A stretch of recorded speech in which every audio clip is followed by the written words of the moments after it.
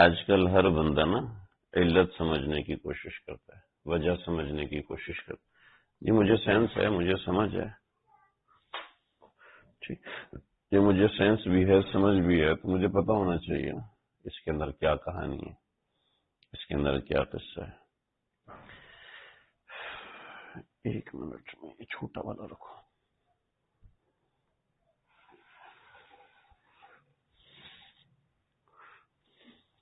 اور علت کے لیے بڑے بڑے فقہا کی آپس میں لڑائی ہوتی ہے۔ فتاوی عثمانی کے اندر فتویٰ ہے باقاعدہ، مفتی رشید احمد صاحب نے ایک مسئلے کی علت کسی چیز کو قرار دیا، اور شیخ الاسلام صاحب نے ایک مسئلے کی علت کسی چیز کو قرار دیا۔ مولانا مجاہد قاسمی صاحب رحمۃ اللہ علیہ کا فتویٰ تھا، مولانا مجاہد الاسلام صاحب فیصل آباد والے، جوانی میں اللہ تعالیٰ نے شہادت کا مرتبہ دیا، تو ان کا ایک فتویٰ تھا جو حضرت شیخ الاسلام صاحب نے لکھوایا تھا، تو مفتی رشید احمد صاحب نے اس کی موافقت کی۔ پھر کچھ عرصے کے بعد فرمایا میری تحقیق بدل گئی کہ اس مسئلے کی علت یہ ہے۔ تو دونوں کی بحث ہے اس موضوع پر کہ یہ علت نہیں ہے، یہ حکمت ہے۔ اس نے کہا نہیں یہ علت ہے، اس نے کہا نہیں یہ حکمت ہے، پوری بحث ہے۔ فتاوی عثمانی جلد نمبر 1 میں فتویٰ لکھا ہوا پورا، جس میں اختلاف کا تفصیل سے بیان کیا۔ اب ہم جیسے عام سے لوگوں کو حکمتیں کہاں سے سمجھ میں آنے لگی؟ جی فلاں تو کرتا ہے، فلاں تو کرتا ہے، فلاں تو کرتا ہے۔ ایسے ڈاکٹروں کے سامنے ہم اپنی علت اور مسئلے نہیں بتاتے، جو ڈاکٹر کہہ دیتے ہیں بس اس کے مطابق ہم چلنے لگتے ہیں، لیکن جیسی دین کی باری آتی ہے ویسے ہی ہمیں علتیں، عقلی دلائل، وہ سب چیزیں سمجھ میں آنے لگتی ہیں۔ وجہ اس کی یہ ہے کہ جب انسان کے اندر روحانی امراض ہوتے ہیں تو وہ اپنی عقل کو اپنا بڑا بنا لیتا ہے۔ جب انسان کے اندر روحانی امراض نہیں ہوتے، اندر پاکی ہوتی ہے، تو وہ حق کو قبول کرتا ہے، باطل اس کو گندگی لگتا ہے۔ آئے روز یہ واقعات آتے ہیں، خاتون چاہتی ہے محرم کے بغیر، ابھی تو لوگوں نے پوچھنا ہی چھوڑ دیا، وعلیکم السلام، ابھی تو لوگوں نے پوچھنا ہی چھوڑ دیا کہ یہ مسئلہ جائز ہے اور ناجائز۔ کم ہی لوگ پوچھتے ہیں، اور ان میں بھی ہم مولوی لوگ نخرے کر رہے ہوتے ہیں، لمبی بات ہو گئی جی بس کرو۔ تو اللہ ہم سب کے ایمان کی حفاظت فرمائے۔ نسبت دین بہت بڑی دولت ہے۔ بسم اللہ الرحمن الرحیم، الحمدللہ رب العالمین، والصلاة والسلام علی سید الانبیاء والمرسلین، نبینا محمد وآلہ وصحبہ اجمعین۔ اما بعد فاعوذ باللہ من الشیطان الرجیم، بسم اللہ الرحمن الرحیم، ان الدین عند اللہ الاسلام، صدق اللہ العظیم۔ ختم نبوت میرا موضوع نہیں ہے جی، اور ختم نبوت مسلمات عقائد میں سے ہے، لہذا مسلمات عقائد کے اوپر بولنا یہ اہل فن کا کام ہوتا ہے، جو اس میدان سے تعلق رکھتے ہیں، کیونکہ وہ میدان ایک مناظرانہ میدان ہے۔ ختم نبوت کا میدان ایک مناظرانہ میدان ہے، میں نے مناظرہ پڑھا ہوا ہے اور اس موضوع پہ مناظرے بھی کیے ہوئے ہیں، لیکن چونکہ اس مجلس کا موضوع یہ ہے نہیں، جب موضوع یہ ہے نہیں تو پھر اس کی ضرورت بھی نہیں ہے۔ حتی الامکان ہم یہاں پر وہ بات کرتے ہیں جو معاشرتی برائیاں ایسی ہیں جو کہ ویلیوز اور اقدار میں تبدیل ہو چکی ہیں، تو اس وجہ سے چونکہ وہ میری فیلڈ نہیں ہے، ہاں وہ اہم موضوع ہے، وہ اہم چیز ہے، لیکن میری اس موضوع پہ مہارت نہیں ہے، جس کو مہارت صرف تعلیمی بنیاد پر تو ہے۔ سورۃ الاحزاب کے اندر جو آیات آ رہی ہیں، ایسے میں تقریباً 24 پاروں کا درس دے چکا ہوں، 23 پاروں کا درس دے چکا ہوں، 24 وہاں شروع ہے، تو اس میں ختم نبوت تو ہر 4 صفحات کے بعد روشناس ہو رہی ہوتی ہے، لیکن ظاہری بات ہے یہ چونکہ موضوع نہیں ہے، دوسرا یہ مجلس بھی اس محل کی نہیں ہے، تو اس وجہ سے میرا خیال نہیں ہے کہ میں اس موضوع بات کر سکتا ہوں۔ ہاں کسی کا منہ بند کرانا ہو تو ایک الگ بات ہے۔ اس میدان میں بہت ماہر لوگ ہوتے ہیں اور وہ انہی کا کام ہوتا ہے۔ ایک صادق آباد کے ایک علاقے کے اندر ایک شیخ صاحب آئے ہوئے تھے اور وہ بڑے بڑے ملاؤں کو چیلنج کرتے تھے کہ بھئی یہ تم لوگوں کو آتا جاتا کچھ ہے نہیں، تمہارے بڑے بڑے مشائخ اور شیوخ الحدیث وہ ایسے ہیں ایسے ہیں ایسے ہیں۔ تو یہ بات بیان فرمائی حضرت ڈاکٹر خالد محمود صاحب نے، مانچسٹر والے، بہت بڑے عالم تھے۔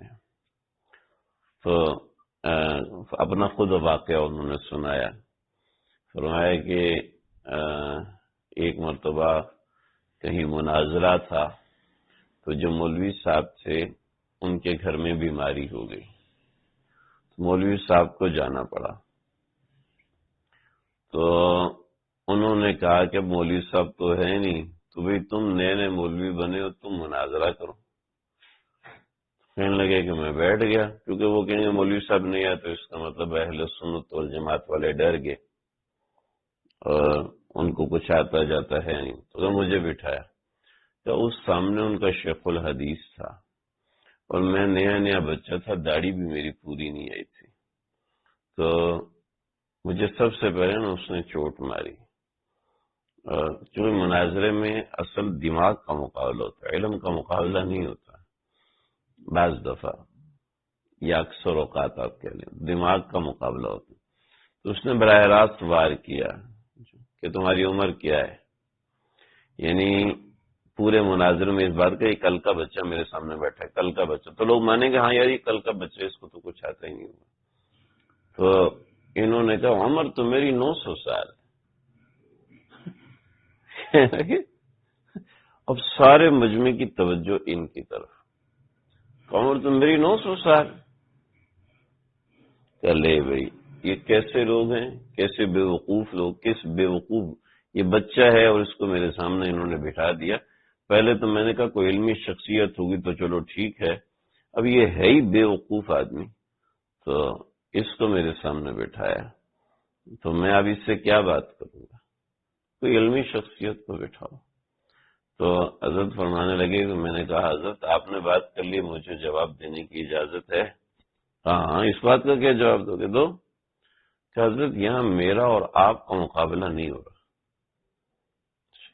اگر میرا اور آپ کا مقابلہ ہو تو آپ بڑے ہیں، آپ مشائخ میں سے ہیں، آپ بزرگ ہیں، آپ کی عزت ادب احترام میرے ذمہ لازم ہے۔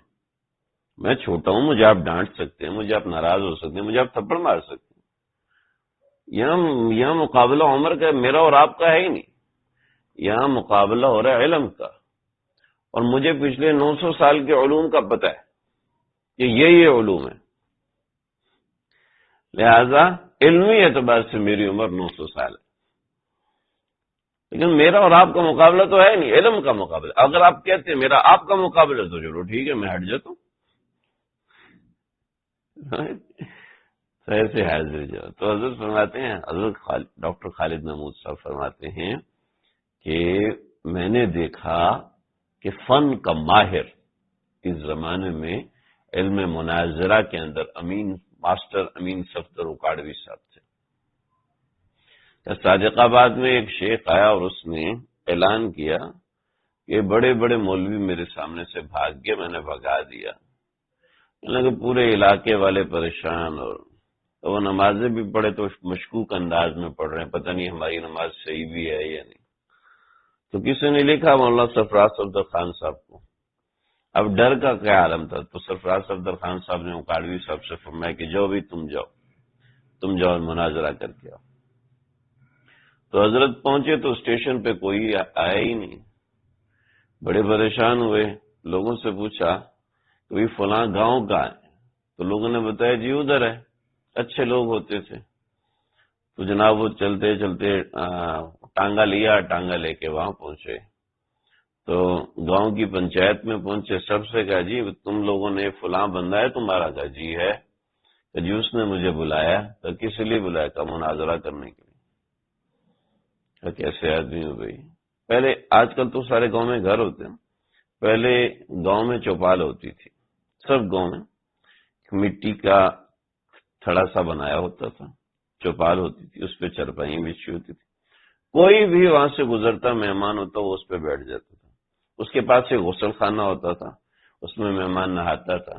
جیسے کوئی مہمان آتا تو جناب فلاں بندہ روٹی لے آئے. تو یہ مسئلہ ہوتا تھا.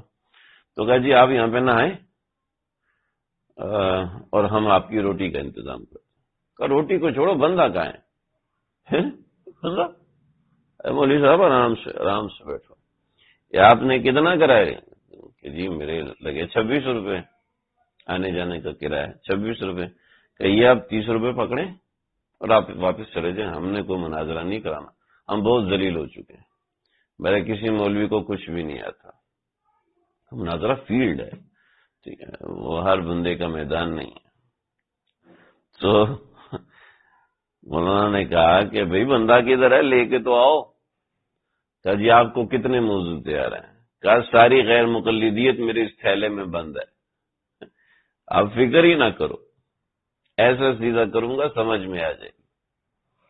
کہا چلو بھئی، چلو ٹھیک ہے. کہ بندے میں جان ہے. پہلے تو ڈرتا تھا شیخ کون ہے، کتنا پڑے ہوئے ہیں، یہ تو کچھ پوچھ ہی نہیں رہا. کہ نہایا، کھانا کھایا اور جناب اس شیخ صاحب کے سامنے چلے گئے. تو شیخ صاحب وہ بیٹھے ہوئے اپنے سارے شاگردوں مریدوں کے ساتھ اور صحیح امام ابو حنیفہ کی غیبت کر رہے تھے. تو اب کیا ہے؟ کہ جی کون ہے؟ کہ جی ہمارا مولوی مناظرے کے لیے ہے. کیا اچھا؟ اس نے 200 صفحات پہ شرائط لکھی ہوئی تھی کہ یہ شرائط پڑھ لو، اس کے بعد پھر ہم بیٹھتے ہیں. تمہیں گھنٹہ ڈیڑھ لگ جائے گا، میں تقریر کر لیتا ہوں. کہ گھنٹے ڈیڑھ کی بات نہیں ہے، 200 صفحات اٹھائے، نیچے لکھا جو شرائط حدیث کے مطابق ہیں قبول ہیں، جو شرائط حدیث کے مطابق نہیں ہے سب رد ہے. نیچے دستخط کر دیے. چلو. کیسا مولوی بہت خطرناک ہے. فرمایا کہ جیسے ہی مناظرہ شروع ہوا حضرت نے ایسی پکڑ بنائی کہ تو سب سے پہلے کون سا موضوع؟ کہ جو آپ کا دل چاہے وہ موضوع لے کے. کہ تقلید شخصی لانا ہے، رفع الیدین لانا ہے، قرات خلف الامام لانا ہے، جو چاہتے ہو لے کے آؤ. کہ ایک ہی موضوع کے بعد یعنی آدھا پونا گھنٹہ گزرا ہے تو وہ کہتا ہے میں ہاتھ جوڑتا ہوں، میں ہاتھ جوڑتا ہوں، مجھے معاف کر دو. کہ معاف اس صورت میں کروں گا جب یہ تو نے جو مدرسہ بنایا خالی کر کے بھاگ جائے. کہ مجھے وقت دو. کہ میں 3 دن ادھر ہوں، 3 دن کے اندر بھاگو اور نہ چھوڑوں گا. تو ایسے لوگ میدان کے ماہرین ہوتے ہیں. خیر تو میں نے بس ایسے ہی علی اختر صاحب نے بات کی تو میں نے کہا چلو آپ کو 2-4 قصے سنا دوں. یاد آیا مجھے آپ حضرات سے نا ایک سوال کرنا ہے. اب مجھے جواب دیں گے، ٹھیک ہے؟ یہ رسمی سوال نہیں. کائنات کی کل سے ہم بچوں کے ساتھ سوال جواب کھیل رہے ہیں، وہ والا سوال نہیں. کائنات کی سب سے اہم چیز کیا ہے؟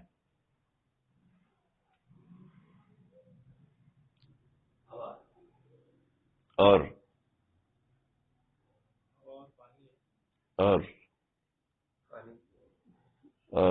آپ بتاؤ جناب. امتحان بھی ہوتا ہے. کائنات کی چلو سب سے اہم شخصیت کون ہے؟ آپ صلی اللہ علیہ وسلم کے بعد کون شخصیات ہیں جو کائنات میں سب سے اہم ہیں؟ انبیاء علیہ الصلوۃ والسلام. انبیاء علیہ الصلوۃ والسلام تمام انبیاء کائنات کی سب سے بڑی، سب سے اہم شخصیات. ایسا ہے؟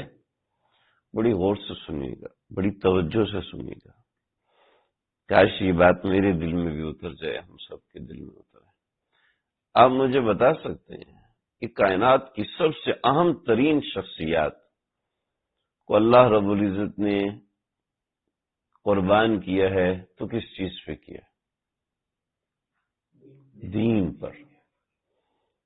اگر اللہ نے ان کا خون بہایا ہے، اگر اللہ رب العزت نے ان کے بچوں کو یتیم کروایا ہے، ان کی آنکھوں کے سامنے ان کے بچوں کو قتل کروایا ہے، حضرت زکریا کے سامنے ان کا بیٹا ذبح کر دیا گیا، یا یحییٰ خذ الکتاب بقوۃ وآتیناہ الحکم صبیا، گردن کاٹ کے سامنے رکھ دی، یہ زکریا یہ تیرا بیٹا جو کہتا تھا میں پیغمبر ہوں، میں نبی ہوں۔ دین کی خاطر حضرت زکریا 2 ٹکڑے ہو گئے، دین کی خاطر آپ علیہ السلام کو پتھر مارے گئے، دین کی خاطر آپ علیہ السلام کو اپنے شہر سے نکال دیا گیا، دین کی خاطر آپ کی بیٹیوں کو طلاق ہوئی، دین کی خاطر حضرت ابراہیم زندگی بھر ہجرت کرتے رہے، دین کی خاطر حضرت نوح علیہ السلام نے 900 سال تبلیغ کی، مورون نکالتے جاؤ، سب سمجھ میں آیا کائنات کی سب سے اہم ترین چیز دین ہے، سمجھ رہے؟ سب سے اہم چیز کیا ہے کہ جس کے اوپر اللہ نے انبیاء کو بھی قربان کیا، یہ بات ہے یا نہیں؟ جب اللہ نے اس دین کی خاطر انبیاء تک کو قربان کیا ہے تو ہم سے اللہ اس دین کے لیے کیا چاہتے ہیں؟ بس صبح اٹھو، دفتر جاؤ، کھاؤ پیو، موج مستی، بس یہ چاہتے ہیں؟ اللہ نے اپنے انبیاء کو اس دین کے لیے قربان کیا۔ نبی علیہ السلام کو اس دین کی خاطر زہر دیا گیا، آپ کے اوپر کئی قاتلانہ حملے ہوئے، چکی کا پاٹ گرا کے آپ کو شہید کرنے کی سازشیں رچی گئی، جنگ احد میں سب دشمن آپ کے خلاف اکٹھا ہو گیا۔ یہ کیا تھا؟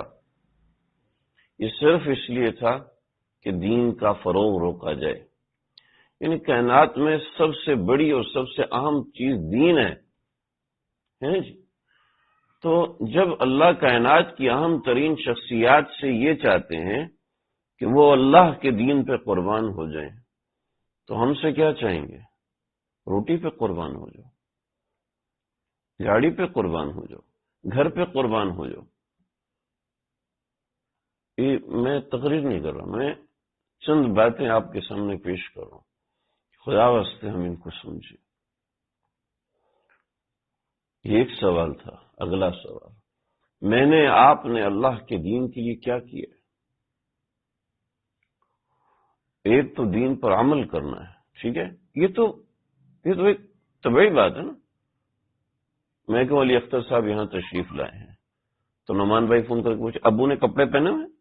میں نے کہا ہاں، تو آپ نے بتایا کیوں نہیں کپڑے بھی پہنے ہوئے؟ علی اختر صاحب آئیں گے تو ایسے تو نہیں آ جائیں گے، غسل خانے سے نکلے اور کیا ہے لباس خضر پہن اور یہاں پہنچ گئے، ایک فطری بات ہے۔ تو دین پر عمل تو ایک فطری بات ہے، جب دین پر عمل ہوگا تو یہ خود بخود جذبہ پیدا کرے گا اس کو پھیلانے کا، جب دین پہ عمل نہیں ہوگا تو یہ خود بخود جذبہ پیدا کرے گا تو چھوڑو، فضول بات، مولویوں کا کام۔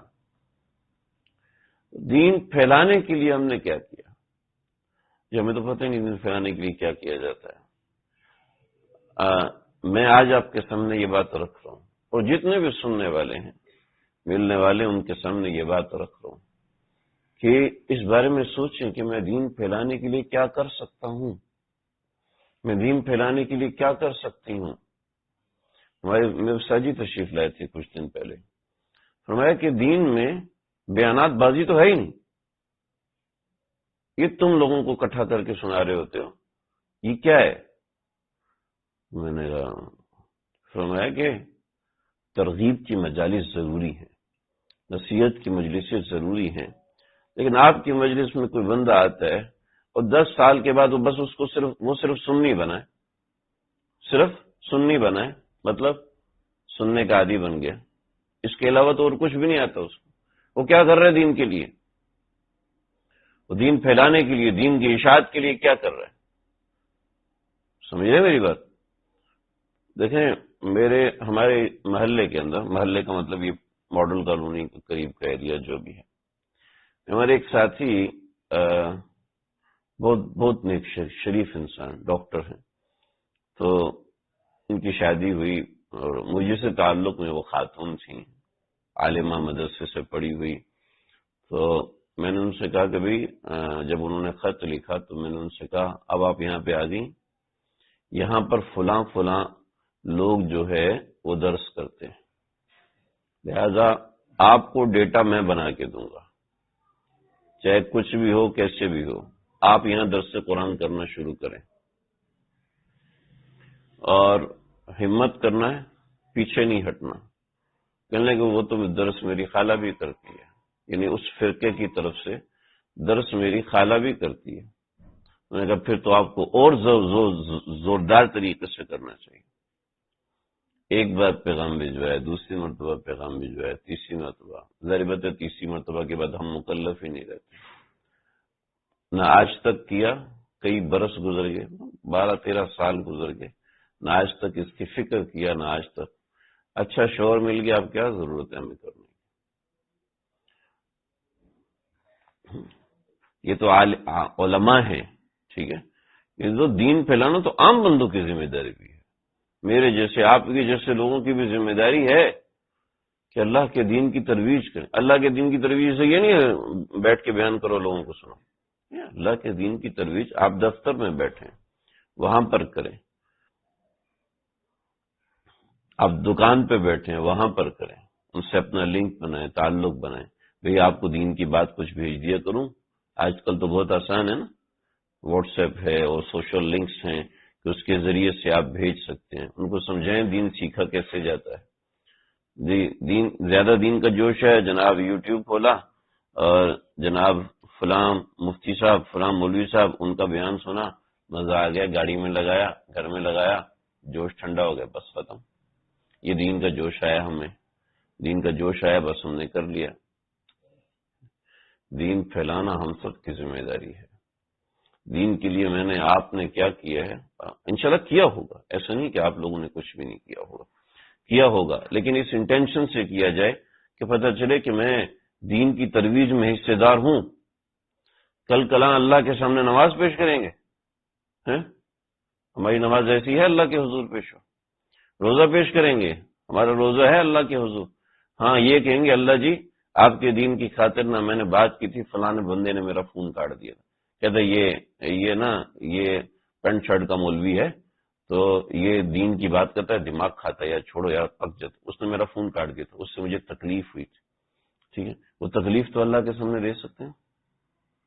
آپ کے دین کی ترویج کی خاطر میں نے 10 روپے لگائے تھے، آپ کے دین کی ترویج کی خاطر میں نے اپنے نظام کے مطابق بیانات بھیجے تھے اور مستقل بھیجے تھے کہ دین کا جذبہ، دین پھیلانے کا جذبہ، جب دین پھیلانے کا جذبہ ہوگا تو یقین کرنا سمجھ میں آئے گا یہ مقصد زندگی ہے، یہ زندگی کا مقصد ہے. کیا کھانا پینے کے لیے تھوڑی آئے ہم. یہ دنیا کے اندر یاد رکھنا، ایک بات یاد رکھنا، پوری کائنات کے اندر جب سے دنیا بنی ہے وہ لوگ جنہوں نے لوگوں کی فلاح کا کام کیا ہے، چاہے مسلمان ہے چاہے کافر ہے، آج تک ان کا نام زندہ ہے کہ نہیں ایسا؟ جنہوں نے لوگوں کی فلاح کا کام کیا ہے ان کا نام آج تک زندہ ہے اور آج تک ان کا صدقہ جاریہ چل رہا ہے. اب چاہے وہ مسلمان ہے چاہے کافر ہے، کافر ہے تو اس کو صدقہ جاریہ تو ملے گا نہیں، لیکن مسلمان ہے تو ملے گا. جس بندے نے لوگوں کی فلاح کا کام کیا ہے، لوگوں تک بھلائی پہنچانے کا کام کیا ہے، اللہ نے اس کو ہمیشہ زندہ رکھا ہے اور ہمیشہ زندہ رکھیں گے، چاہے اس کو دنیا سے گئے ہوئے 200 سال گزرے، چاہے اس کو 100 سال گزرے، چاہے اس کو 1000 سال گزر جائیں. جس نے کام کیا اللہ اس کو زندہ رکھتے ہیں. جس نے لوگوں کی بھلائی کی، اور بھلائی کپڑے پہنا دینا یہ کافی بھلائی نہیں ہے، محض اتنی سی بات بھلائی نہیں ہے. کسی کو روٹی کھلا دینا یہ وقتی بھلائی ہے. روٹی کھلائیں گے شام کو پھر بھوک لگ جائے گی، شام کو کھلائیں گے صبح پھر بھوک، یہ بھی بھلائی ہے. یہ چھوٹا کام نہیں، بہت بڑا کام ہے. اطعام و طعام، کسی کو کھانا کھلانا بہت بڑا کام ہے، چھوٹا کام نہیں ہے. لیکن یہ بھلائی ہے شام تک چلے گی. شام سے صبح تک، پھر صبح سے شام تک، شام سے صبح تک. لیکن آپ کسی کو ایک حدیث پہنچاتے ہیں، وہ آگے پہنچائے گا، وہ آگے پہنچائے گا، یہ قیامت تک جائے گی. ہاں اس میں مجھے وضاحت کرنے کی ضرورت نہیں کہ ہر حدیث جناب پوسٹ فارورڈ کریں. میں اس کی بات نہیں کر رہا کہ جناب میسج فارورڈ کر دو، پوسٹ فارورڈ کر دو، سوشل میڈیا پہ لگے ہو. میں ایک پروفیسر صاحب آئے ہوئے کہ میں الحمدللہ فلسطین کے لیے روزانہ 4 گھنٹے نکالتا ہوں. کیا کہتے ہیں، میں فیس بک پہ پوسٹنگ کرتا ہوں. میں نے کہا حضرت ٹھیک ہے، یہ بھی اچھا کام ہے آپ کر رہے ہیں، میں جانتا ہوں آپ کو، انتہائی سنجیدہ، انتہائی شریف النفس. یعنی میں نے اگر زندگی میں آپ چند لوگوں کو نوٹس کرتے ہیں ان میں سے ایک وہ شخص ہے، یعنی انتہائی نیک انسان. اور حالانکہ آئی بی کا پروفیسر ہے، لیکن مجال ہے کہ کوئی اس کو اپنے پائے استقامت سے ہٹا سکے. کسی بزرگ سے بیعت نہیں، کسی میرے مشورے پر شیخ الاسلام صاحب کے پاس گئے، پھر میرے مشورے پر 2-3 حضرات کے پاس گئے، پھر کہنے لگے یار کہ مولوی صاحب بس ٹھیک ہے، وہ بڑے حضرات ہیں، میں بس تم سے پوچھتا رہوں. حالانکہ کوئی 50-55 سال عمر. تو یہ یعنی کوئی پیری مریدی نہیں، کوئی اصلاحی تعلق نہیں، کوئی ایسی ویسی بات نہیں. جہاں پھنستے ہیں فون کرتے ہیں، پھر 2 گھنٹے بھی کھاتے ہیں، 4 گھنٹے بھی کھاتے ہیں. آج تو میں نے چھوڑنا ہے، مجھے سمجھ میں نہیں رہی یہ بات. میں نے پوچھنا ہے جی آپ بڑے ہیں، آپ جو کہ انشاءاللہ سمجھا دیں گے تو مسئلہ نہیں، نہ سمجھ میں آئے تو دونوں مل کے کہیں نہ کہیں سے سمجھ لیں گے. لیکن کیا ہے 4 گھنٹے سوشل میڈیا پہ لگا دیتا ہوں، یہ کام کر رہا ہوں. میں نے کہا ٹھیک ہے یہ کام آپ کر رہے ہیں، لیکن اس کے ساتھ آپ دعا کتنی کرتے ہیں اس کے ساتھ؟ یعنی جو ہم کام کر سکتے ہیں، میں نے کہا وہ کام تو ایک حد تک ہے، باقی آپ دین کا کام کتنا کر رہے ہیں؟ دین کا کام کرنا تو مولویوں کا کام ہے. میں نے کہا نہ یہ بات نہیں ہے. دین کا کام علماء کا کام نہیں ہے، دین کا کام ہم سب کا کام. ہاں عام طور پہ ہوتا ہے علماء امام ہوتے ہیں اور بقیہ حضرات مقتدی ہوتے ہیں. ایک بھی مقتدی نہ ہو تو جماعت کا ثواب ملے گا؟ ایک بھی مقتدی نہ ہو تو جماعت کا ثواب نہیں ملے گا. زیادہ مقتدی ہوں تو زیادہ ثواب، اور زیادہ ہوں تو اور ثواب، اور زیادہ ہوں تو اور ثواب. فرمایا کہ چند بندے ہی ہوں تو جنازے میں 3 صفحے بنا لینا، اللہ دیکھیں گے بندے بکھر کے کھڑے ہوئے، بندے کو معاف کر دیں گے. تو جتنے زیادہ بندے ہوتے ہیں اتنے زیادہ کام ہوتے ہیں. تو ایسا ہے کہ صرف سپاہی سالار جنگ نہیں لڑ رہا ہوتا، اس کے پیچھے سپاہی بھی لڑ رہے ہوتے ہیں. ہم کسی نہ کسی فوج کے سپاہی بنے. کبھی ہم نے اس طریقے سے دین پھیلانا ہے، اس طریقے سے دین پھیلانے کا کام کرنا ہے. اس کو سمجھتے نہیں، اس میں جاہ بھی ہوتی ہے، بہت سی چیزیں ہوتی ہیں. کوئی تقریر کرنے کا شوقین ہوتا ہے، کوئی بیان کرنے کا شوقین ہوتا ہے. اس کو سمجھنا چاہیے کہ ایسا نہ ہو کہ اس کی وجہ سے میری یہ اس نوعیت کی چیزیں بڑھ رہی ہوں، بیماری میں اضافہ ہو رہا ہو، ایسا نہ ہو. سمجھ رہے جی میری بات؟ تو وہی عزم کریں، ایک ارادہ کریں، آج سے، ابھی سے، اس وقت سے اللہ کے دین کو پھیلانے کی کوشش کرنی. سمجھ رہے جی؟ اللہ کے دین کو پھیلانے کی کوشش میں نے بھی کرنی ہے، میری بیوی نے بھی کرنی ہے، میری اولادوں نے بھی کرنی ہے، میرے بہن بھائیوں نے بھی کرنی ہے. دین ہمارے اپنے جو سگے بہن بھائی ہیں نا ان تک بھی ہم نہیں پہنچا پاتے. جو سگے بہن بھائی ہیں، جو سگے رشتہ دار ہیں، چاچو ماموں ہیں، ہم ان تک بھی نہیں پہنچا پاتے. تو پورے دنیا میں اکراس دا گلوب ہم پہنچائیں گے؟ یہ کون سی تڑپ ہے جو ہمیں بلا وجہ پریشان کر رہی ہے؟ ہمیں فکر ہی نہیں ہے کہ ہمارے فلاں عزیز ہیں، فلاں رشتہ دار ہیں، وہ دین سے غافل ہے، وہ دین سے دور ہے، اس کو دین کے قریب کرنا ہے، کسی طرح قریب کرنا ہے. ان کو کھانے کی دعوت پہ بلا لیا، ان کو چائے کی دعوت پہ بلا لیا، خود ویسے ان کے پاس چلے گئے. تو دنیاوی معاملات کے لیے ہم تعلقات بڑھانا جانتے ہیں، لیکن دینی معاملات کے لیے تعلق بڑھانے کے لیے ہمیں کسی کا بازو پکڑنا پڑتا ہے. ایسا نہیں ہونا چاہیے. تو یہ بس سمجھ لیں آج کی ہماری بات ہے. چند روایات میں چاہ رہا تھا میں آج سناؤں آپ حضرات کو کہ نبی اکرم صلی اللہ علیہ وسلم کے کچھ احوال اس میں آ جائیں گے، کچھ باتیں آ جائیں گی.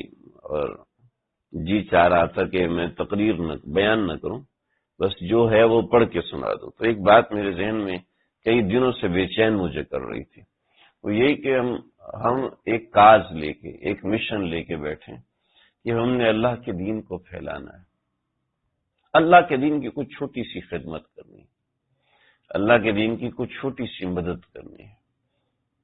میرے ایک ساتھی ماشاءاللہ بڑے سمجھدار انسان، ان سے کسی نے قرضہ مانگا، نہیں 3,000 4,000 سے. تو انہوں نے بڑا بھید بھاؤ کیا.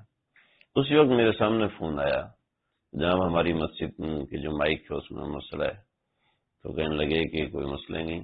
اب ایک ورکر بیٹھا ہوا تھا، میں نے ان کے دفتر میں تھا، کسی مسئلے کی تحقیق میں گیا، اس کو بھیجا کہ جاؤ صدر میں جاؤ، فلاں دکان ہے وہاں سے اسپیکر خرید کے مسجد پہنچا کے 7,500 کا مائک خرید کے وہاں پہنچا کر آئے.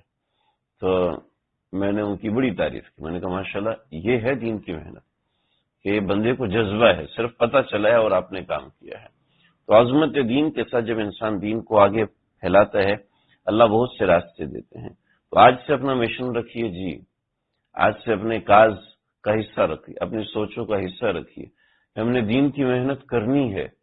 دین کی محنت پیسوں کے ذریعے سے ہو سب سے آسان، جان کے ذریعے سے ہو سب سے آسان، اور اس سے بھی زیادہ آسان. اور میں آج تک اپنے چند ساتھیوں کو خاص طور پہ کہتا ہوں کہ دیکھو انہوں نے میری 1 روپے کی مدد نہیں کی، ایک بات کی مدد نہیں کی، نہ میرے سبق میں شریک ہوئے، نہ کسی بیان کو سنا. انہوں نے ایک تجویز دی کہ اگر تم اس طرح کر لو تو بڑا اچھا ہوگا. میں نے کئی مرتبہ ان کو جزاک اللہ کہا. یہ آپ کا جو مشورہ تھا یہ ایسا زبردست مشورہ تھا کہ آپ سوچ بھی نہیں سکتے. تو میرے ایک دوست ہیں، ان کا کافی پرانا میرا تعلق ہے، مسجد افسا میں ہوتے تھے، گھنٹوں بیٹھتے تھے، گپے مارتے تھے. تو یہاں سے چلے گئے، آسٹریلیا چلے گئے. تو ان کا کچھ عرصہ پہلے ان کا تو فون نہیں آیا، میں نے ان کو فون کیا. میں نے کہا ارشاد بھائی آپ کو ایک بات بتاؤں، نے یہ کام کیا. لگے ماشاءاللہ بڑی بات ہے، مجھے یہ تو بڑی اچھی بات ہے، آپ نے مجھے فون اس لیے کیا؟ تو میں نے کہا جی اسی لیے کیا. تو کیوں؟ میں نے کہا آپ نے مجھے اس کی تجویز دی تھی.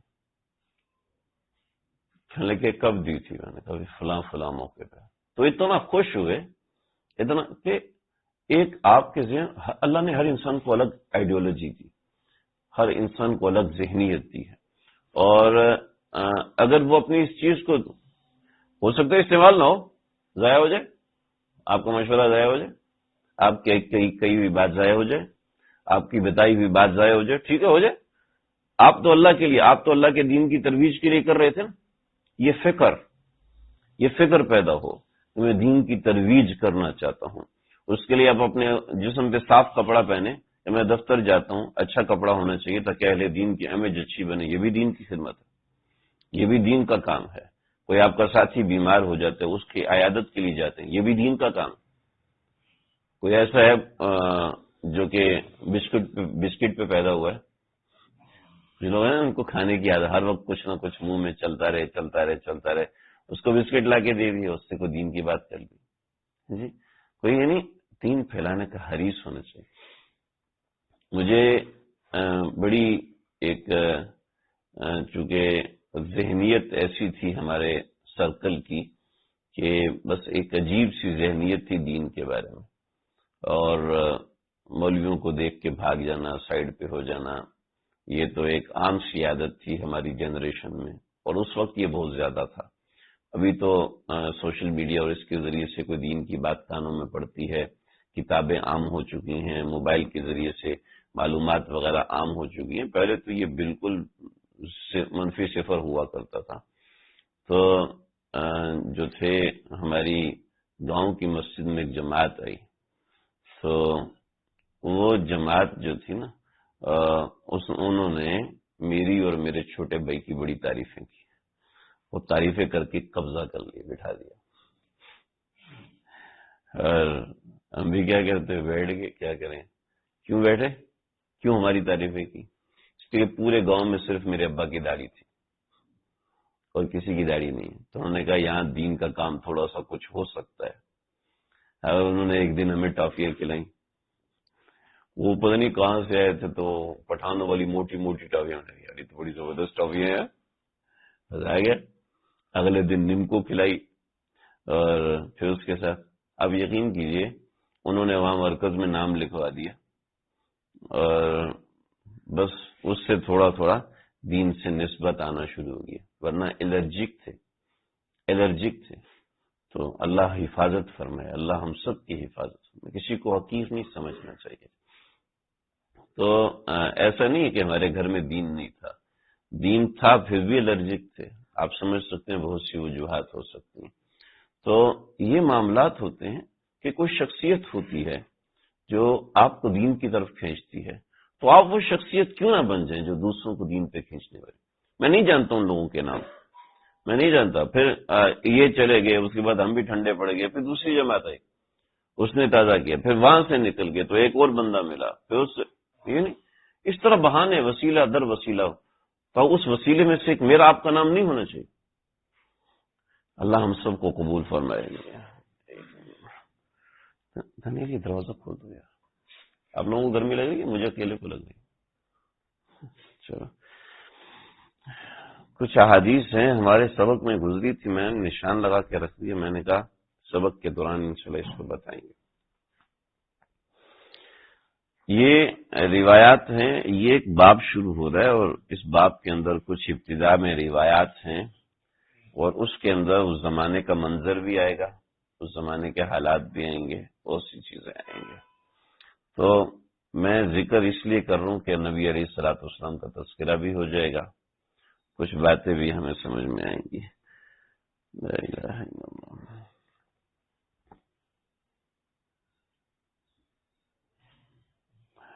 ایک صحابی رسول صلی اللہ علیہ وسلم کہتے ہیں ان لبلادنا اذا رفعت لنا رایات والویۃ فقلت ما هذا، ہم لوگوں نے نا کچھ جھنڈے لگائے، تو اس نے کہا بھئی یہ کیا ہے؟ قال هذا لواء رسول اللہ صلی اللہ علیہ وسلم، یہ اللہ کے نبی کا جھنڈا ہے۔ مقصود یہ تھا کہ اللہ کے نبی کا یہاں پر قیام ہے، جب بھی کوئی سردار جاتا تھا تو اس کا جھنڈا لگا دیا جاتا تھا تاکہ ہر بندے کی رسائی ان تک ہو سکے۔ فَأَتَيْتُهُ وَهُوَ تَحْتَ شَجَرَةٍ، آپ صلی اللہ علیہ وسلم ایک درخت کے نیچے بیٹھے ہوئے تھے، قَدْ بُسِطَ لَهُ كِسَاءٌ، وہ آپ کے لیے ایک چادر بچھائی گئی تھی، آپ اس چادر پہ بیٹھے تھے۔ وَهُوَ جَالِسٌ عَلَيْهِ وَقَدْ اجْتَمَعَ عَلَيْهِ أَصْحَابُهُ، اور صحابہ کرام آپ کے دائیں بائیں آگے پیچھے بیٹھے ہوئے تھے۔ کیا سہانا منظر ہوگا جی۔ فذکر رسول اللہ صلی اللہ علیہ وسلم الاسقام، آپ صلی اللہ علیہ وسلم وہاں پر بیماریوں کا تذکرہ فرما رہے تھے، اور آپ نے ایک بات فرمائی جو انہوں نے سنی، فرمایا ان المؤمن اذا اصابه السقم ثم اعفاه الله منه كان كفارة لما مضى من ذنوبه، ان المومن اذا اصابه السقم، مومن کو جب کوئی تکلیف پہنچتی ہے، بیماری آتی ہے، ثم اعفاه الله منه، پھر اللہ تعالیٰ اس کو اس سے شفا دے دیتے ہیں، تو کان کفارۃ لما مضى من ذنوبه، یہ اس کے لیے اس کے گناہوں کا کفارہ بن جاتا ہے۔ کیا کر رہے ہیں آپ؟ سامنے بیٹھ کے شیئر کرے گا۔ آپ علیہ السلام نے فرمایا یہ بیماری اس کے لیے گناہوں کا کفارہ بن جاتی ہے۔ بیماری کیا ہے؟ بیماری وسوسہ بھی ہو سکتی ہے، بیماری ہر تکلیف دہ چیز ہو سکتی ہے، ایک پھوڑا بھی ہو سکتی ہے، پھنسی بھی ہو سکتی ہے، اور خارش بھی ہو سکتی ہے، کوئی بھی بیماری ہو سکتی ہے۔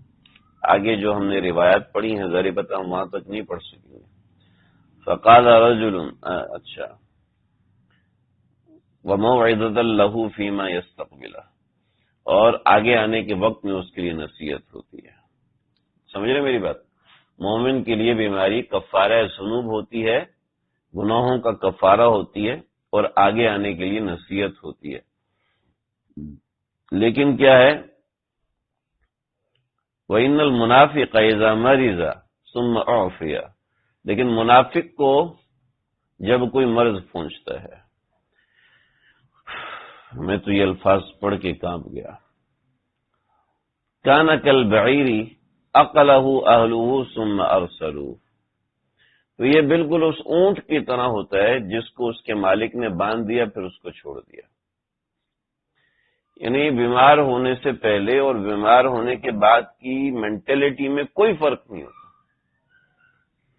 کیا ہے؟ وَإِنَّ الْمُنَافِقَ إِذَا مَرِضَ ثُمَّ عُوفِيَ كَانَ كَالْبَعِيرِ أَقَلَهُ أَهْلُهُ وَأَرْسَلُوهُ، ثم ارسلوا، کہ اس کو باندھا اور باندھنے کے بعد چھوڑ دیا.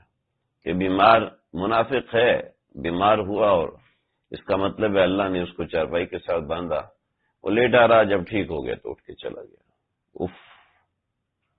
فلم يدري لما قالوا ولم يدري لما ارسلوا، اس کو نہیں پتا ہوتا کہ اس کو باندھا کیوں تھا، اس کو نہیں پتا ہوتا اس کو چھوڑا کیوں تھا. دوستو یہ حدیث پڑھ کے انسان ہل جائے، یا اللہ ہماری بیماری کا یہی حال ہے. بیمار ہوا، بیمار کے بعد ٹھیک ہو گیا، کوئی پرواہ نہیں، نہ پہلے کے احوال میں کچھ فرق نہ بعد کے احوال میں. اللہ اکبر. لیکن پھر بیماری کی فضیلت ہے.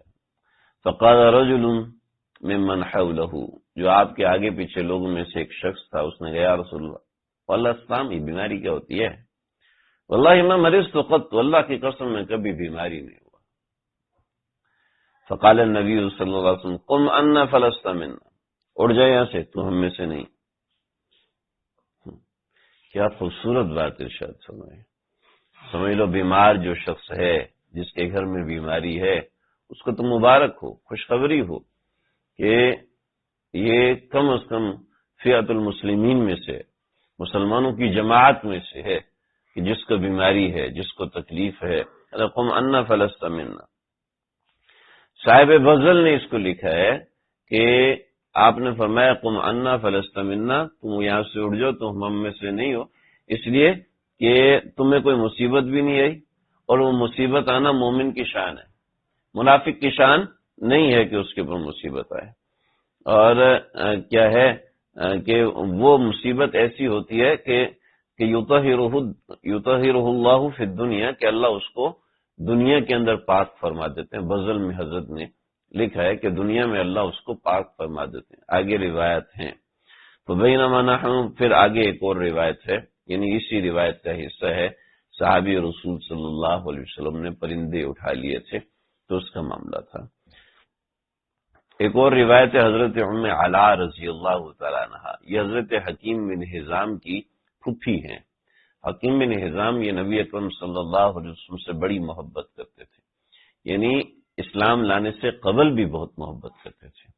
اتنی شدت سے محبت کرتے تھے کہ جب مقاطعہ ہوا تھا تو حکیم بن حزام چھپ کے سب سے کھانا لے کے جاتے تھے، نبی علیہ الصلوۃ والسلام کو دیتے.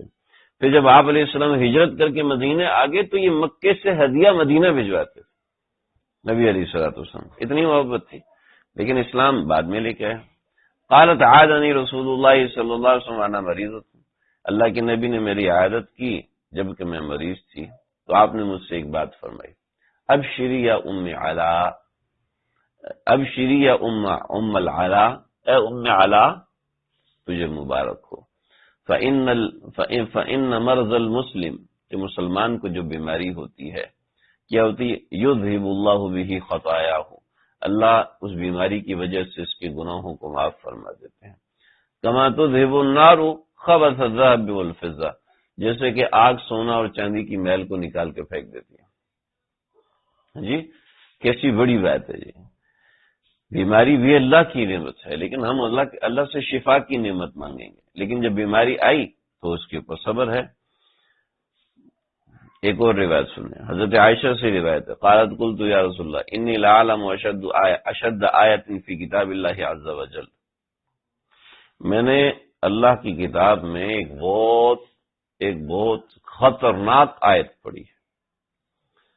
قال ایت آیت یا عائشہ، عائشہ وہ کون سی آیت ہے؟ تو کہنے لگی میں یعمل سوءا یجز بہ، جس نے جو برائی کی اس کو اس کا اجر ملے گا. جس نے جو برائی کی، جس نے جو گناہ کیا، اس کو اس کے اس گناہ کا اجر ملے گا. یہ قرآن کی آیت ہے، سورۃ النساء آیت نمبر 123 ہے. وَمَن يَعْمَلْ سُوءًا يُجْزَ بِهِ، اس کو اس کا اجر ملے گا. ہاں ایک استثناء ہے، جو استغفار کر لیتے ہیں اللہ اس کے گناہوں کو معاف فرما دیتے ہیں. قال اما علمت یا عائشہ، عائشہ تجھے پتہ نہیں ہے، ان المسلم تصیبہ النکبہ، مسلمان کو کوئی پریشانی آتی ہے، اب الشوکۃ، یا اس کو کوئی کانٹا چبھتا ہے تو فیکافأ بأسوأ عملہ، تو یہ مکافات ہوتی ہے، یعنی یہ تلافی ہوتی ہے بأسوأ عملہ، اس کے اعمال میں سب سے برے عمل کی. یعنی اگر اس کو ایک کانٹا بھی چبھ گیا، سمجھ رہے، ایک کانٹا بھی چبھ گیا تو اللہ یجزا بھی کر دیتے. کیسی اللہ تعالیٰ کی کرم ہے، کیسی اللہ کی شفقت ہے. ومن حوسب عذب، جس کو دنیا میں تکلیف نہیں دی گئی تو اس کا مطلب ہے آخرت میں تکلیف ہوئی، اور جس کو آخرت میں تکلیف ہوئی تو عذب، اس کو عذاب ہو گیا. کہنے لگے کہ اب اما عائشہ صدیقہ رضی اللہ عنہ کا معاملہ دیکھیں. نبی اکرم صلی اللہ علیہ وسلم سے ہر چیز پوچھ لی. آپ لوگ بور تو نہیں ہو رہے؟ سمجھ میں آ رہی ہے بات؟ فسوف یحاسب حسابا یسیرا کا کیا مطلب ہے یا رسول اللہ؟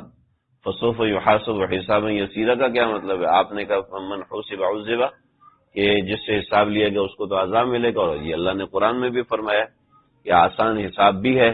تو آسان حساب کون سا ہوگا؟ فرمایا کہ ذاکم العرض یا عائشہ بس وہ تو صرف سے عرض ہے، یعنی اللہ کے یہاں نام اعمال رکھیں گے. کس کا عمل ہے؟ عائشہ کا. جاؤ کس کا عمل ہے اس کا؟ جاؤ جنت میں جاؤ. من نوقش الحساب عذبا، تو یہ اما عائشہ سے تو جو بیماری آ رہی ہے، جو تکلیف آ رہی ہے، ہمارے بزرگ فرماتے تھے کہ اللہ کے راستے میں پسینہ آ رہا ہے، اللہ کے راستے میں پیٹرول خرچ کر رہے ہو، اللہ کے راستے میں وقت نکال رہے ہو، اللہ کے راستے میں اپنا گھر چھوڑ رہے ہو، یہ ساری ایسی چیزیں ہیں کہ اللہ اس پہ اجر دیتے ہیں. ہاں جی. پھر نہ صرف یہ کہ مریض کا مسئلہ ہے بلکہ عادت کا مسئلہ بھی ہے. عن اسامة بن زید رضی اللہ تعالی عنہ قال خرج رسول اللہ صلی اللہ علیہ وسلم یعود عبد اللہ ابن ابی، آپ صلی اللہ علیہ وسلم عبداللہ بن ابی کی عیادت کے لیے گئے. یہ رئیس المنافقین ہے، ٹھیک ہے. الذی مات فی، جس مرض میں وہ مر گیا. فلما دخل علیہ عرف فیہ الموت، جب آپ اس پہ داخل ہوئے تو آپ نے چہرے پہ موت کے آثار دیکھ لیے. قال، تو آپ نے فرمایا قد کنت انہاک عن حب یہود، میں نے تمہیں یہود سے محبت کرنے کو منع کیا تھا. تو عبداللہ بن ابی کہنے لگا فقد ابغضهم اسعد بن زرارہ فمہ، اسد بن زرارہ تو ان سے سب سے زیادہ بغض کرتے، تو اس نے کیا کمال کر لیا؟ منافق کے معاملات یہ اللہ کے نبی کا اس کے اوپر کرم کتنا بڑا ہے وہ میں بھی آپ کو بتاتا ہوں. لیکن آگے سے منافق کی حرکتیں دیکھیں کہ اسد بن زرارہ نے تو سب سے پہلے اس کے ساتھ بغض کر لیا، تو اس کو کیا ملا جو آپ مجھے کہہ رہے ہیں؟ دیکھیں ایک بات سمجھیں، یہود سے محبت نہ کرنا الگ بات ہے اور یہود سے بغض رکھنا الگ بات ہے. سمجھ رہے؟ یہود سے محبت نہ رکھنا الگ بات ہے، ان سے بغض نہ رکھنا یہ دونوں الگ بات ہے. سمجھ رہے بھی؟ دونوں کا آپس میں کوئی کنیکشن نہیں. بطور مثال اس وقت ایک بندہ ہے جس کا نام ABC ہے، وہ امریکہ میں بیٹھا ہوا ہے، میں اس سے محبت نہیں کرتا، ٹھیک ہے، تو میں اس سے نفرت کرتا ہوں. میں اس سے جیسے عام طور پہ کیا ہوتا ہے، ایک ساتھی نے بتایا، میں بہت پریشان ہوں. کیا ہوا؟ کیا بھائی بیوی کو مسئلہ ہو رہا تو کہنے لگی کہ تم مجھ سے بات نہیں کرنا. کہا بھائی مجھے بھی بات کرنے کا دل نہیں کرنا. اچھا یعنی آپ کو مجھے چانٹا مارنے کا دل کر؟ پھر میں کہہ رہا تو اس نے اتنا غصہ، میں نے تھوڑی دیر بعد لگا دیا، دیکھا میں نے کہا تھا نا چانٹا مارنے کا دل کر رہا ہے. خلاف مفہوم ہر ایک چیز وہ نہیں ہوتی نا بھائی. تو محبت نہ کرنے کا مطلب یہ نہیں کہ نفرت کر رہے، ٹھیک ہے، محبت بھی نہیں نفرت بھی نہیں. سمجھ رہے؟ تو ایسا تھا کہ آپ ان کو منع کریں بھائی یہود سے محبت نہ رکھو، یعنی ان کے پاس زیادہ جاؤ گے تو ظاہر ہے تو تمہارے اندر نفاق ہے، آپ نے اس کو سمجھایا تھا. لیکن جب اس نے اسد بن زرارہ کا نام لیا تو فقہا فرماتے ہیں اسد بن زرارہ نے بھی یہود سے کوئی بغض نہیں رکھا، کوئی نفرت نہیں رکھی تھی. البتہ آج کے زمانے میں جو زائنسٹ یہودی ہیں ظاہر بات ہے ان سے بغض نہیں ہوگا تو پھر کیا ہوگا؟ ان سے بغض ہونا تو ایمان کی علامت ہے. ایسے چند لوگ لے کے بیٹھے ہوئے نہیں جو ان کا اپنا حق ہے، تمہیں بڑا پتہ ہے ان کا اپنا حق ہے، اللہ حفاظت فرمائے. ٹھیک ہے. فلما مات آقا ہو ابنہ، جب وہ فوت ہوا تو ان کا بیٹے آئے، ان کے بیٹے مومن تھے، سچے مومن تھے. انہوں نے اجازت مانگی، یا رسول اللہ اجازت دیجیے میں عبداللہ بن ابی اپنے باپ کو قتل کروں. آپ نے فرمایا نہیں. اس کو باہر نکلیں. داؤد جائیے نیچے جائیے. فقال یا نبی اللہ ان عبداللہ ابن ابی قد مات، عبداللہ بن ابی مر گیا ہے. یہ نہیں کہا کہ میرا والد مر گیا. فاعطنی قمیصک، مجھے اپنی قمیض دیجیے، اکفنہ فی، تاکہ میں اپنی اس قمیض کے اندر اس کو کفن دوں گا. فنزع رسول اللہ صلی اللہ علیہ وسلم قمیصہ فاعطاہ ایاہ، آپ نے دی کہ لے لو یہ قمیض. دیکھو جی، آپ صلی اللہ علیہ وسلم نے جو قمیض دی تھی، آپ کو پتہ ہے کہ وہ منافق ہے، اور اس کے نفاق کی وجہ سے ایسا ہو نہیں سکتا کہ قمیض پہنی ہے تو اللہ اس کو معاف فرما دے. بلکہ صحیحین کی روایت میں آیا، بخاری مسلم کی روایت میں یہ ہے، آپ صلی اللہ علیہ وسلم اٹھے اور عبداللہ بن ابی کی قبر کے پاس گئے اور اس کی لاش کو قبر کے اندر لٹا چکے تھے.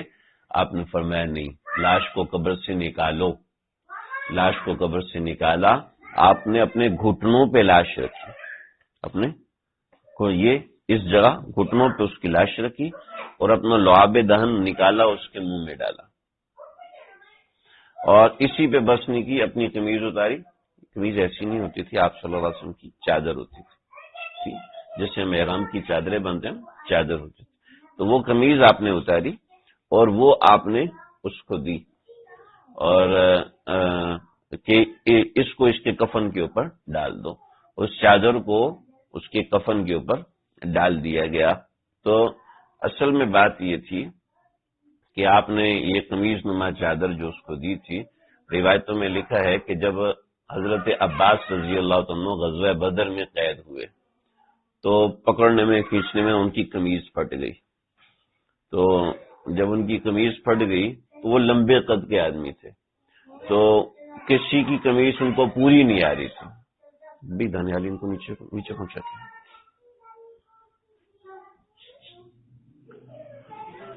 تو آپ صلی اللہ علیہ وسلم کے چچا تھے حضرت عباس، تو عبداللہ بن ابی کا قد بھی حضرت عباس کے قد کے جتنا تھا. تو اس نے اپنی قمیض اتار کے حضرت عباس کو دی کہ ان کا سارا جسم نظر آ رہا تھا. تو انہوں نے قمیض پہن لی تو سکون ہو گیا. تو آپ نے اس احسان کا بدلہ اتارنے کے لیے اپنی قمیض ان کو دے دی کہ مومن بندہ دوسرے کا احسان اپنے اوپر رکھتا نہیں ہے. اللہ اکبر.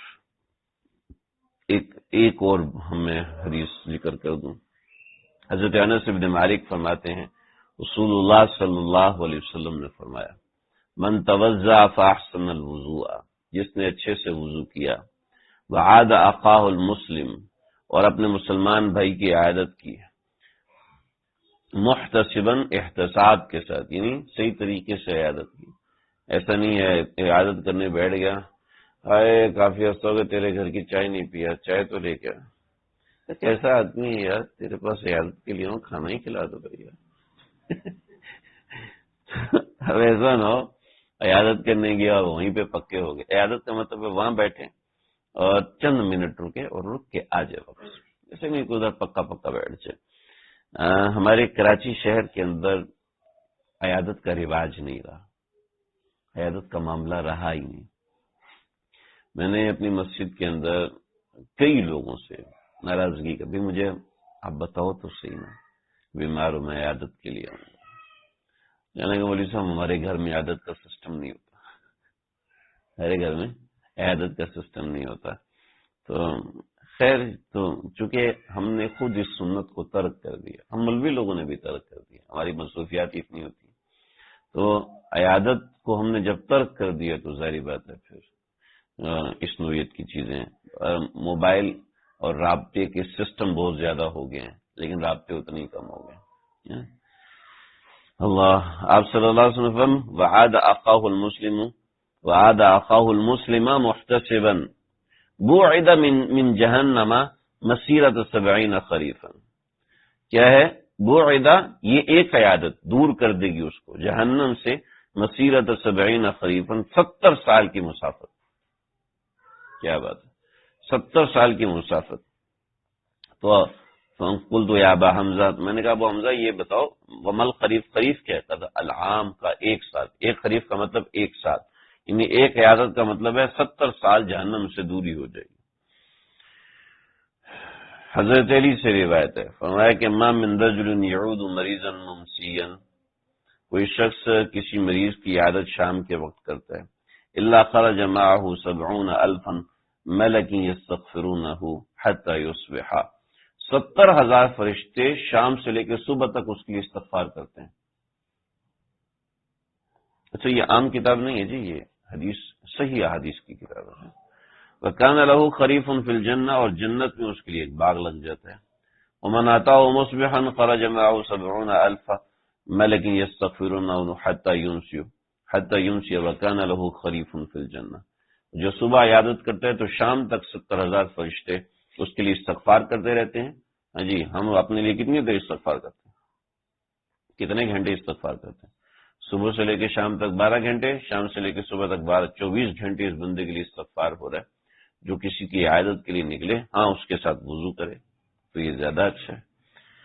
اللہ اللہ.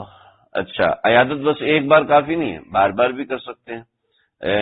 روایت حضرت عائشہ فرماتی قالت انما اصیب سعد بن معاذ، سعد بن معاذ جو ہے نا جنگ لڑ رہے تھے اور ایسے خندق کے کنارے کھڑے ہوئے تھے، تو ان کی رگے ایک حل پر تیر آ کے لگا. رگے ایک حل یہ جو یہاں پہ رگ ہوتی ہے نا، یہ مرکزی دل سے آنے والی رگ ہوتی ہے، اس کے اوپر ان کا آ کے تیر لگا جس کا خون نہیں روکا.